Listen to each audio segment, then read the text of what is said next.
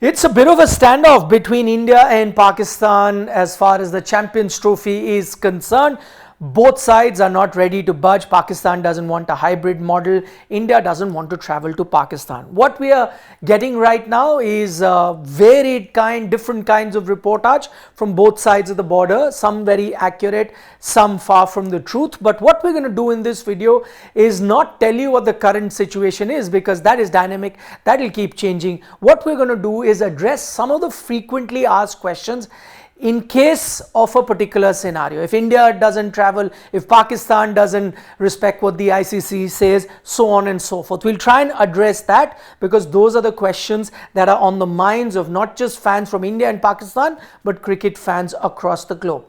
Let's address the first out of the 5 important questions that we're looking at. First one that everyone wants an answer to: if India doesn't want sporting ties with Pakistan, then why, and that is primarily because of cross-border terrorism, then why even play on neutral venue or even at home? Because as you know, India has been hosting Pakistan in tournaments and ICC tournaments here.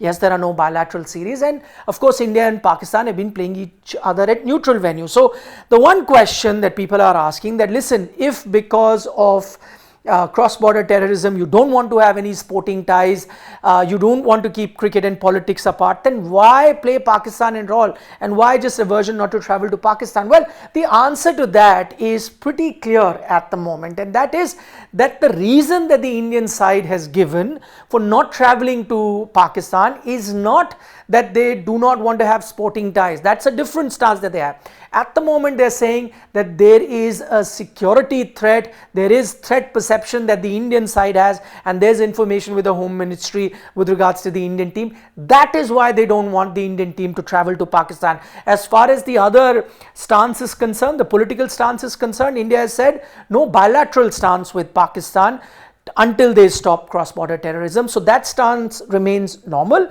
Here they are saying there is a threat perception, there is a threat to the Indian team going to Pakistan, which is why we do not want to send the team to Pakistan. So the question of then neutral or home venue does not arise. Okay.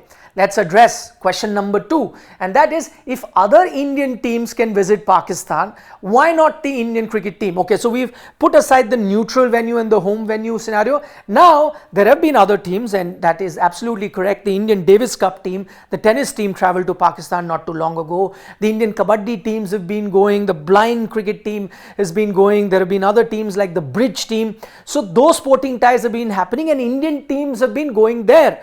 So if they can travel, why not the Indian cricket team? And the answer to that is, after having spoken to people in the Home Ministry, is that the Indian cricket team is high profile. The chances of any sort of attack on them or any sort of threat on them is much higher than the Indian Davis Cup team or the other teams that I just mentioned.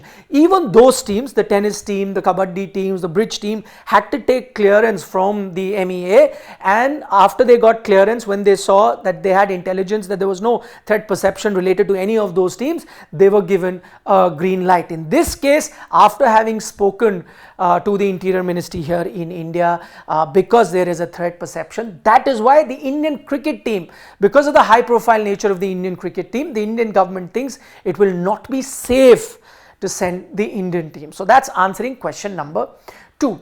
Question number 3 that everyone wants an answer to is, if India doesn't want to play, they should forfeit their games. That's a valid question too, because there have been instances in the past.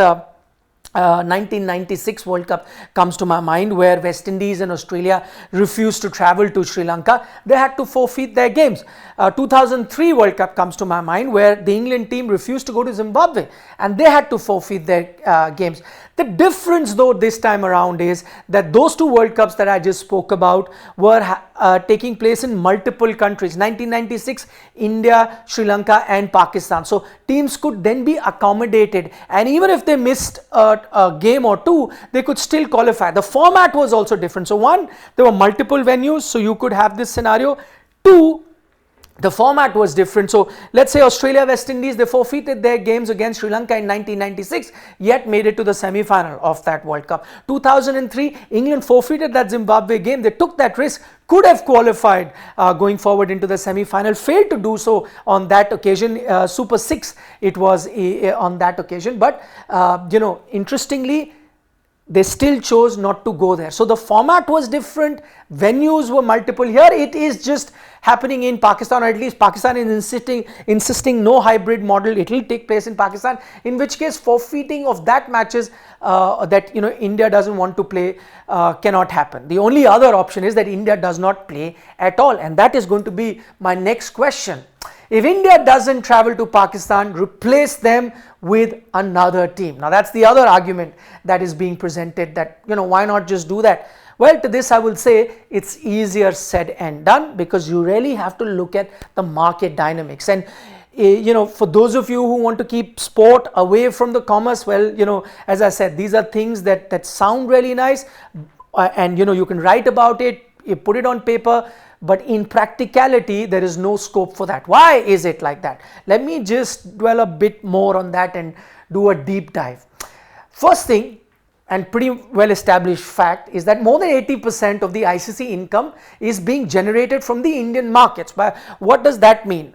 Your television right money, so for the Indian market will be so much more, so the broadcaster will pay so much more. Even though rights are sold across the globe, the Indian market will be the maximum. Out of the 3 odd billion that they've sold their rights for, the maximum comes from the Indian market. Secondly, you raise money through sponsorship. Once again, majority of that, on last count, I remember one of the tournaments that you had about 6 official or 8 official sponsor, and about 90% of those sponsors were companies either based out of India or had businesses in India, and so because of the Indian market were investing in the ICC tournament. So overall, whichever revenue stream you look at, overall 80% of the income is being generated from the Indian markets when it comes to the ICC revenue. How does that play out in pure numbers? Now, these are ICC's projected profits in the next 3 odd years, 24 to 27. Profits, remember, and not really revenue, because as you know, television rights was only more than 1.8 billion. But this is what the ICC will profit from that, after keeping a sum for themselves as well. Remember, whatever profit that ICC makes, not everything is distributed. They keep a lot of money to themselves as well. So this is how they are distributing the money at the moment. Now, even though 80% of the money comes from India and the Indian market, they take home about 39% of that at 690 million, England at 124 million, Australia at 113, and Pakistan is set to earn about 103 million. That's about 5%. So these are their projected profits that these countries will get in the next 3 odd years, and this is where things really get interesting. What does that do now to this? And even though Champions Trophy alone doesn't contribute to that entire revenue, multiple ICC tournaments, but if there is going to be a stalemate, if both sides refuse to buzz, it's going to have repercussions for the next 3 years in the ICC cycle. So what does that do now? If you were to take that 80% out that comes from the Indian market, I'm addressing that question number 4 in FAQ, which said have the tournament without India. Now what you do, as soon as India moves out, Indian sponsors move out. It's not jingoism, it's not supporting their team, but primarily because sponsors are selling a product and they're selling to the Indian market, so they see value in sponsoring. So if India go out, and there are certain sponsors that may not be Indian companies, and you may think they may continue, but they're catering to the Indian market. So you're an automobile manufacturer that's based in Japan, so you think that they'll continue. No, they only come on board for the Champions Trophy or any other ICC tournament because they sell so many cars in India. So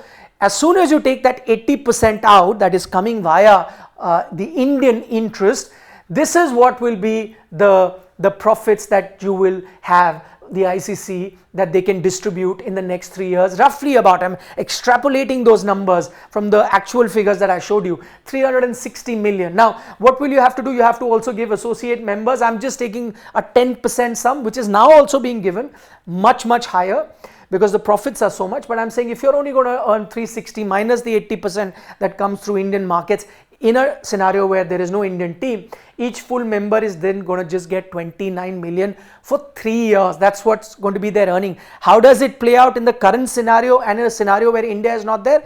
This will tell you. So ECB, England Cricket Board, 124 million they can make next 3 years, now will make 29. Australia 113, now 29. Pakistan Cricket Board themselves, who would have gotten 103 million next 3 years, will just get 29 million in the next 3 years. So that's the big difference. Why I address this is because, you know, there are arguments being made that now PCB will not want to continue. Can they afford to have this much loss in their revenue? And considering they even do, because of national pride, want to go through this loss.